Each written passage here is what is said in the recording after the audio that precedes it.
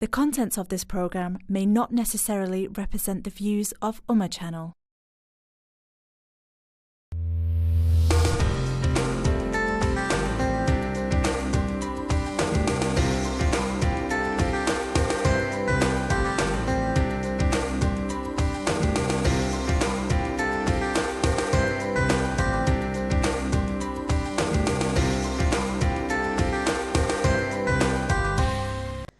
अस्सलामुअलैकुम वरहमतुल्लाहि ताला वबरकातुहू। वहाला दर्शकों, ब्रेक पर जता पहला हाजी मूसाभाई हल्दरवीना सवाल पर जवाब आपणे लेता हता कि मुअज्जिननी दाढ़ी होवी जोईए कि नहीं, अने एक मुश्तथी ओછી दाढ़ी होय तो ते अजान पड़ी सके कि केम। तो हजरते जवाब आप्यो कि भाई ते फासिक कहेवाशे अने फासिकने आपणे अजाननो हुकम आपीए तो आपणे गुનેગાર थईशुं। तो बीजो सवाल आगळ ए हतो कि वजू वगर मुअज्जिन अजान पड़े तो अजान थई जशे या पछी अजान ने दौड़ावी पड़शे? अजान थई जशे पण सुन्नतनी खिलाफ कहेवाशे कि अजान एने बावजू आपवी जोईए, पण कोई वखत एने वगर वजूए आपी बी दीधी होय तो अजान थई जशे, अजान दोहराववानी जरूरत नथी। पण जो ए वारंवार आवुं करतो होय तो पछी ए गुનેગાર थशे, बिकॉज ए सुन्नते मुअक्कदानी खिलाफ जई रहेलो छे એટલા માટે।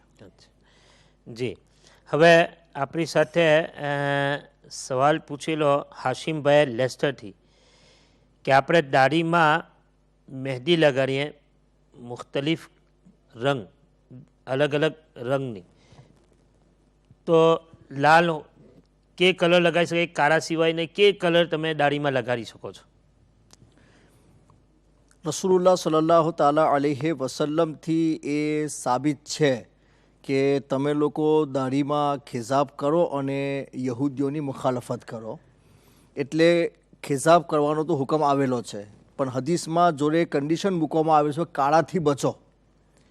તો આલા હઝરત ફાઝિલ બરેલવી એક આખો રિસાલો લખેલો છે જેમાં 30 હદીસથી સાબિત કરેલું છે કે કાળો લગાવવો હરામ છે, અને રસૂલુલ્લાહ સલ્લલ્લાહુ અલૈહિ વસલ્લમે એને દરેક હદીસમાં ના કહીને કહેલું છે કે ભાઈ ખિજાબ કરો પણ કાળાથી બચો। એટલે કાળો છોડીને બીજો કલર કરી શકાય, પણ હાલાતને જોઈને લગાવવો જોઈએ કે ભાઈ કોઈ ફની કલર એવો ના હોય કે લોકો જોઈને પછી દોત કાઢે, તો એ બધું વસ્તુ ના કરવી જોઈએ। પણ એવું કે આજકાલના જે મહેંદીને છોડીને બીજા બધા જે કલર ડાયના મળતા હોય છે તેને પણ કોઈ માણસ યુઝ કરવા ચાહે તો એ શરીયતમાં યુઝ કરી શકે છે, માત્ર એને કાળા કલર ના કરવો જોઈએ, બાકી એને જે પ્રમાણે યોગ્ય લાગે તે કરી શકે છે। અચ્છા, એ સાથે આપણી સાથે ઝૈનુલ આબિદીન બર્મિંગહામથી મોજૂદ છે। જી, अस्सलाम वालेकुम वरहमतुल्लाह। वालेकुम अस्सलाम वरहमतुल्लाहि वबरकातुह। આમીન। માશાઅલ્લાહ, કેવું છે તબિયત? ખૈરિયત, તમારી દુઆ। તમારું સ્વાગત છે આજના કાર્યક્રમમાં। જી, શું સવાલ છે તમારો? મારો સવાલ એ છે કે આપણે નમાઝ में मतलब कि पहली रकात की चार रकातની નમાઝ છે, રાઈટ? હા। તો આપણે मतलब कि ઇમામની ત્રીજી રકાત ચાલે એટલે આપણી પહેલી રકાત છે, રાઈટ? તો ઇમામ मतलब કે સલામ ફેરવી દે, રાઈટ? તો પછી આપણે ઊભા થવાનું, રાઈટ? આપણે ઊભા થાય તે વખત मतलब કે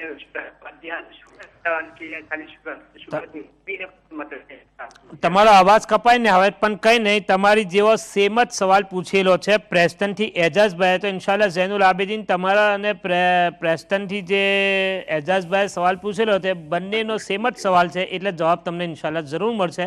ટીવી જોતા રહેશો તમે। તમારો અવાજ મારે સુધી પહોંચતો નથી બરાબર, લાઈન તમારી ખરાબ છે, માફ કરજો।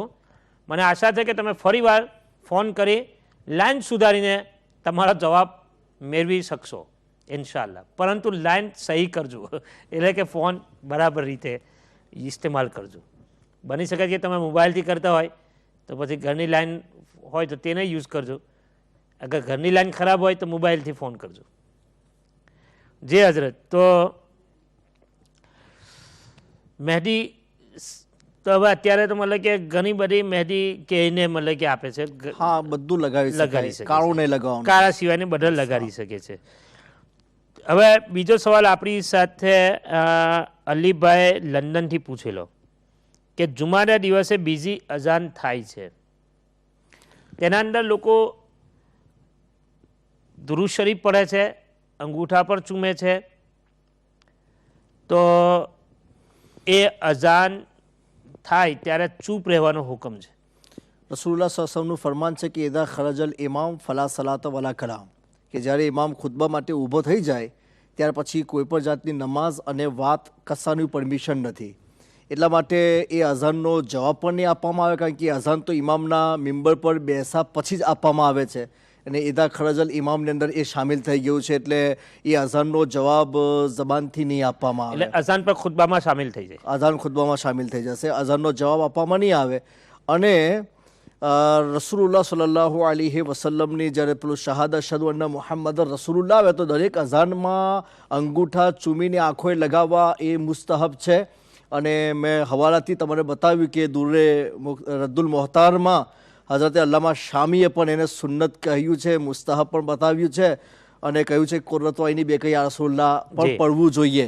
એટલે બીજી 5 વખતની અઝાનના અંદર અંગૂઠા ચૂમવા જોઈએ, કુર્રતુ આઈની બેકે યા રસૂલલ્લાહ પડવું જોઈએ, જુમાની પરંતુ સાની જુમાની અઝાનમાં અઝાને સાનીના અંદર નહીં. એ આલા હઝરત ફાઝિલ બરેલવીએ પણ ફતવા રઝવિયામાં એનો zikr કરેલો છે, જી, એ કારણ કે એ અઝાન ખુતબામાં ખુતબામાં શામિલ છે. શામિલ છે. અચ્છા, બીજો એક સવાલ એમનો હતો કે ઘણા લોકો તકબીર એટલે નમાઝમાં એકામત પડવા માટે ઊભા થાય મુકબ્બીર, તો તે વખતે ઘણા લોકો ઊભા થઈ જાય છે, હાલાકે હૈયા અલ સલા અને હૈયા અલ ફલા પર ઊભું થવું જોઈએ. તો શું જે બધા લોકો ઊભા થાય તેનું શું હુકમ છે?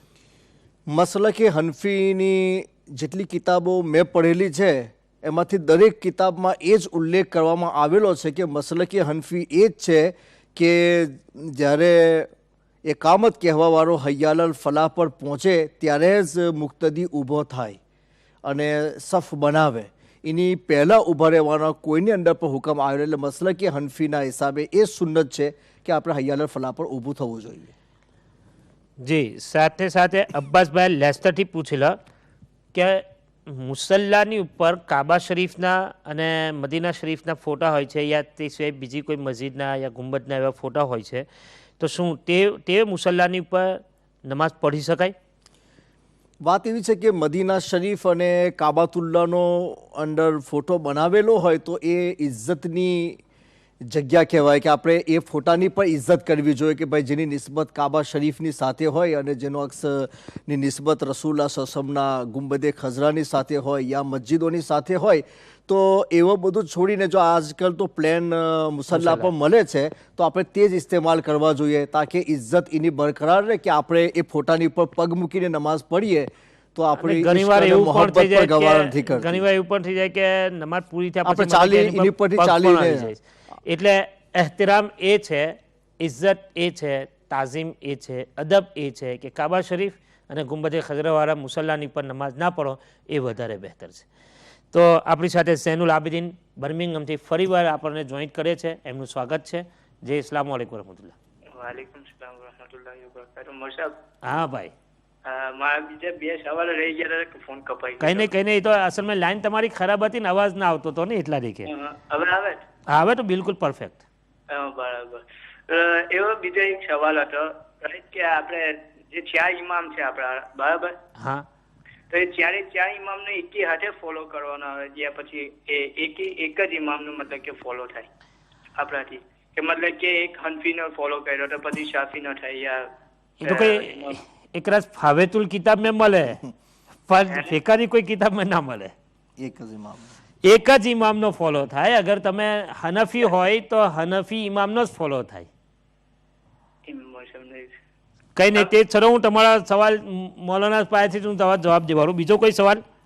બીજો સવાલ એ છે કે આપણે જે કલર વાળી મેદી છે ને તેમાં કેમિકલ આવે છે. હા, જે લેસ્ટરથી ભાઈ એ કર્યું હતું તે કલર વાળી જે મેદી આવે ને તેમાં અક્ષર આપણે કેમિકલ આવે છે. કેમિકલ વાળી મેદીથી મતલબ કે ગુસલ થઈ જાય ને વુઝુ થઈ જાય. હા, એ કોઈ પણ કલર હોય કેમિકલ તો અંદર મિક્સ કરવું પડે તો જ એ કલર પાકો બની શકે છે.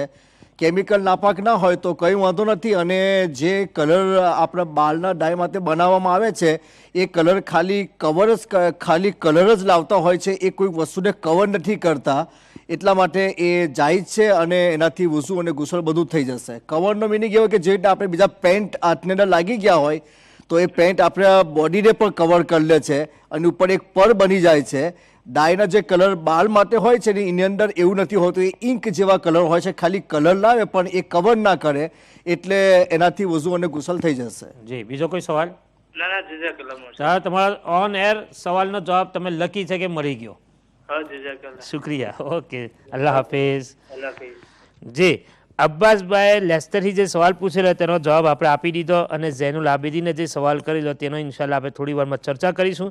પરંતુ ઝૈનુલ આબિદીન એ પહેલાંના ફોન પર એ જે વાત કરતા માંગવા હતા તે જ સવાલ એમનો અને પ્રેસ્ટનથી એજાઝભાઈનો છે કે 4 રકાતવાળી નમાઝ ઇમામની ઇક્તેદામે અદા કરતા હોય, પરંતુ જો તમારી 1 રકાત કે 2 રકાત છૂટી ગઈ હોય એટલે મસબૂક થયો તો એને નમાઝ કેવી રીતે પઢવાની? પાછલી છૂટેલી રકાતને એ કેવી રીતે અદા કરશે? પાછલી જે છૂટેલી રકાત છે એમાં જે મુક્તદી હોય એને એ જોવાનું કે મારી કઈ રકાત છૂટી ગયેલી છે. તો મસબૂકમાં તો એવું જ હોય કે ભાઈ એની પહેલાંની રકાતો છૂટેલી હોય, ઇમામની સાથે એને જે રકાત પડેલી હોય તે જ રકાત એની ગણાશે. જેમ કે ચોથી રકાતમાં આવેલો હોય તો ઇમામની સાથે એને પહેલી ચોથી રકાત પડેલી, હવે એની નમાઝમાં પહેલી, બીજી અને ત્રીજી બાકી છે. તો જેવી રીતને પહેલી રકાત પડવામાં આવે છે કે ભાઈ સનાથી શરૂ કરવાનું, આઉઝબિલ્લા બિસ્મિલ્લા અને પછી, તો એ પ્રમાણે જ એ પડશે. અને એમને પેલું કાયદાનું પૂછેલું કે ભાઈ કાયદામાં તો ઇમામની સાથે હોય તો કાયદામાં માત્ર એને અત્તહિયાત જ પડવાનું, બીજું કશું પડવાનું એને પરમિશન નથી. આમ ભૂલથી એનાથી પડાઈ જાય તો વાજિબની ભૂલ ઇમામની પાછળ હોય તો એ મુક્તદી માટે માફીના હુકમમાં છે કે એને સિજદે સહવ ઇમામની જોડે હોય તો કરવાની જરૂરત નથી.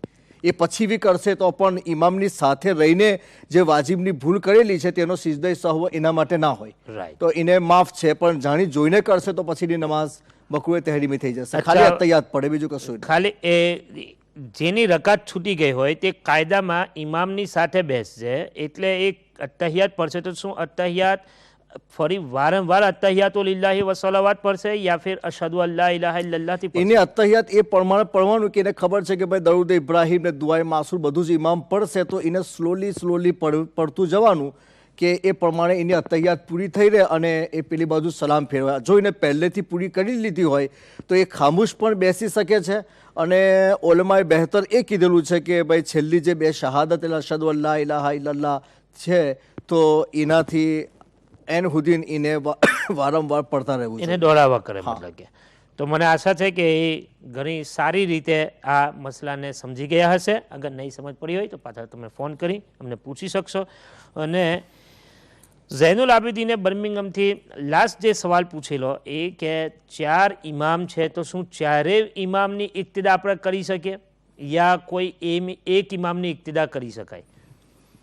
4 ઇમામમાંથી એકની જ ઇક્તેદા વાજિબ છે અને એનો જ ફોલો કરવો જરૂરી છે. એની જ ઉપર ઉલમાએ કેરામે ત્યારથી લઈને અત્યાર સુધી ઇત્તેફાક રાખેલો છે, એટલે કોઈ બીજા ઇમામને આપણે ફોલો કરી શકતા નથી. અચ્છા, એ માનો કે આપણે હનફી છે, આપણી ઓલાદથી ઓલાદ બધી મતલબ કે આપણે બાપ દાદા હનફી હતા એટલે આપણે હનફી.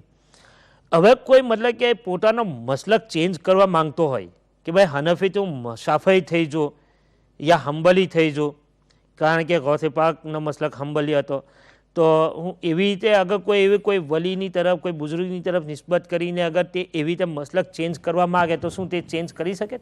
એ બાલિગ થાય અને જ્યારથી શરીયતના જિમ્મામાં એ આવી જાય તે જ વખતે અગર એ પહેલેથી પસંદ કરી લે કે મારે શાફઈમાં રહેવું છે કે હંબલીમાં રહેવું છે કે માલિકીમાં રહેવું છે, તો હજુ એનો અમલ સ્ટાર્ટ થઈ રહેલો છે બાલિગ થતાની સાથે.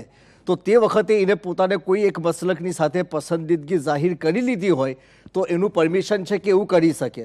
પણ ઓલરેડી એને એક મસલકને પસંદ અમલ માટે કરી લીધો તો હવે એ હુકમ નથી કે એ બીજા મસલકમાં જઈ શકે, કારણ કે હક તો ચારેવની અંદર ફરી રહેલું છે, પછી એકને છોડીને બીજા બાજુ કેમ જશે? સુબહાનલ્લાહ.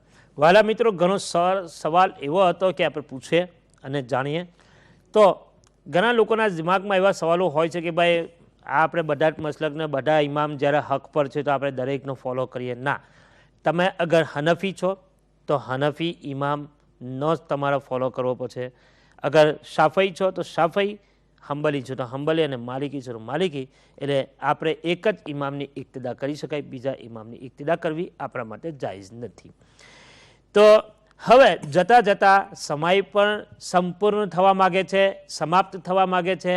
આજનો કાર્યક્રમ પણ અહીંયા સમાપ્ત થવા માગે છે.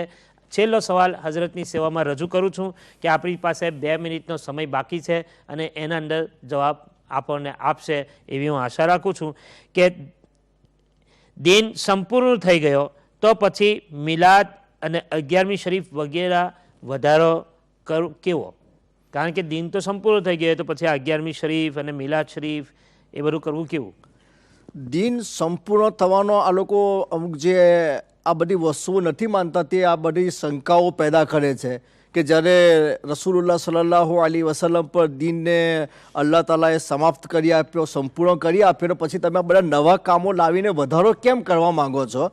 તો દિનના સંપૂર્ણ થવાનો મતલબ એવો છે કે હવે કોઈ નવો નબી નહીં આવે.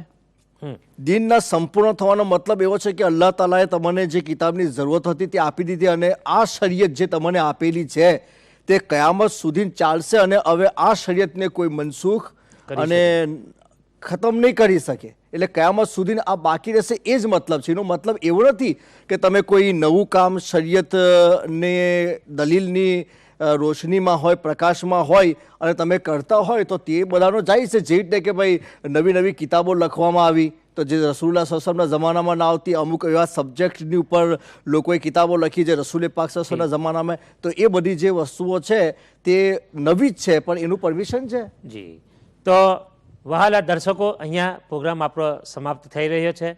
તેમાં હું આજના આપણા પધારેલ મહેમાન હઝરત મૌલાના મોહમ્મદ યુનુસ મિસબાઈ સાહેબનો દિલથી એમને હું આભારિત માનું છું, એમનો આભારી છું અને એમના શુક્રિયા પણ અદા કરું છું. એની સાથે સાથે રેહાનભાઈ, રિઝવાનભાઈ અને અમારા અખ્તરભાઈ કે જેઓ અહીંયા ખૂબ મહેનતથી ઉમ્મા ચેનલને આગળ વધારે છે.